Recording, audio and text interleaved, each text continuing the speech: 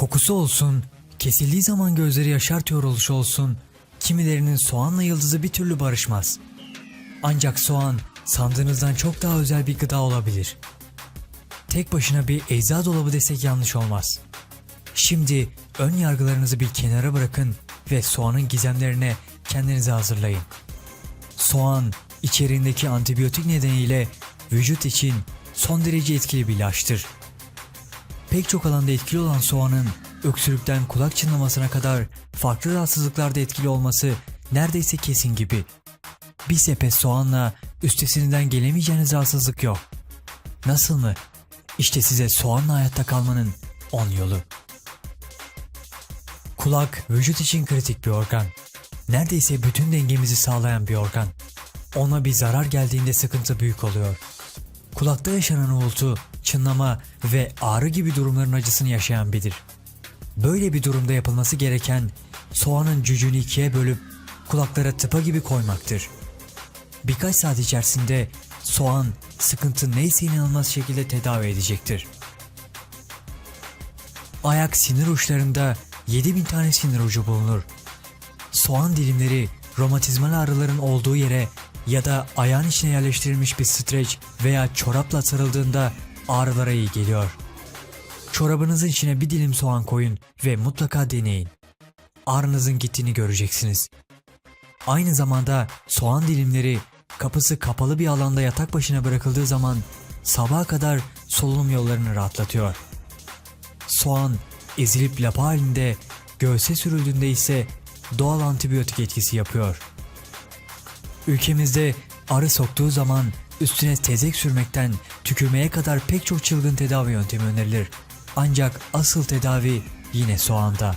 Üstelik sadece arı değil, sivrisinek sokmalarında bir hayli etkili bir yöntem. Evinizde yaz günleri sağda solda soğan kesip bir kenara koymanız arılar ve sivrisinekleri sizden uzak tutacaktır. Böylece önceden savunmanızı almış olursunuz.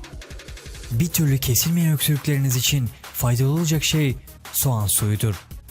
Evet, belki nefesiniz çok hoş kokmayacak ama sakızla diş macunuyla o kokuyu bastırabilirseniz soğan suyu öksürüğünüzü kısa sürede bünyenizden söküp atacaktır.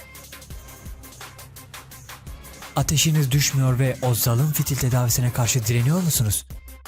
O zaman yapmanız gereken şey soğanla ateşinizi söndürmek. Korkmayın, soğanı fitil niyetine kullanmayacaksınız. Çorabınızın içine ayak tabanınızla temas edecek şekilde koyacağınız soğan dilimleri mucizevi şekilde ateşinizi düşürecektir. Güneş yanıklarına genelde ülkemizde yoğurt sürerek çare buluyoruz. Ancak soğan daha etkili bir tedavi yöntemidir.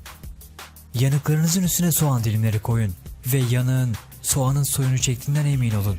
Bunun üstüne bir yumurtanın akını sürerek tedavinizi sağlayabilirsiniz. Nezleniz bir türlü geçmiyorsa soğanı kendinize çare edinebilirsiniz. Çayınızın içinde bir adet dilimlenmiş soğanı kaynatıp için. Yanında da tuzlu soğan halkaları yiyin. Uyandığınızda kesinlikle daha iyi hissedeceksiniz. Bilinen bir gerçektir, insanların belirli aralıklarla ağlaması gerekir. Bu hem göz sağlığı hem de duygusal birikimlerin dışarıya atılması için gereklidir. Hatta olur olmadık saçma zamanlarda yok yere ağladığınızı görüp şaşırabilirsiniz. Bunların hepsi birikimden. Soğan kesildiği zaman ağlatıcı özelliğiyle kendinizi kötü hissettiğiniz zamanlarda sizi ağlatarak rahatlatır. Dalga geçmiyoruz. Tavsiye edilen bir deşarj yöntemidir. Bazı bitkilerin insan vücudundaki yaralanmaları çok hızlı bir şekilde tedavi ettiği bilinen bir gerçek. Bunlar arasında aloe vera en etkili olanların başında geliyor. Ancak her evde, her markette aloe vera bulmak mümkün değil. Ve aloe vera çok da ucuz bir bitki değil. Fakat bu bitkinin muadili halihazırda evinizde bulunuyor olabilir.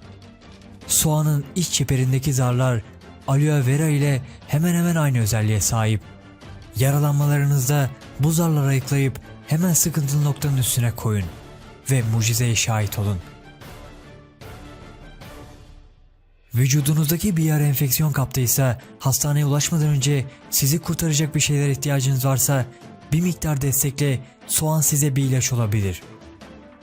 Bir dilim ekmeğin üstüne sütü kaynatıp dökün. Üstüne bir soğan rendeleyin ve enfeksiyonlu yaranın üstüne bastırın. 2 saat kadar bu karışımın enfeksiyonlu alanla temasını kesmeyin. 2 saat sonra enfeksiyonu bu karışımla beraber vücudunuzdan çekebilirsiniz.